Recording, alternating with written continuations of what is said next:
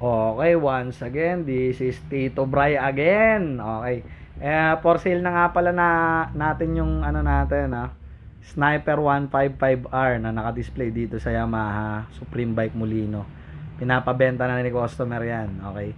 Lahat po dyan naka-CNC na, ultimo mga bolts.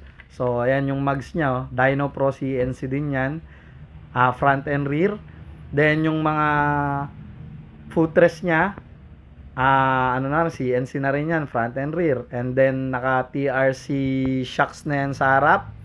Then, naka Koken lever. At naka Brembo caliper na rin yan. Ay, caliper, sorry. Naka Brembo lever na rin yan. And naka Brembo caliper na rin ang front, pati ang rear. Tapos, yung muffler natin is naka TRC na rin yan. And yung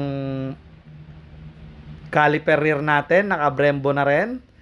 Then ayan King drag cover, then TRC shock sa likod, King drag din ang swing arm niya. Tapos itong sprocket natin is SSS set.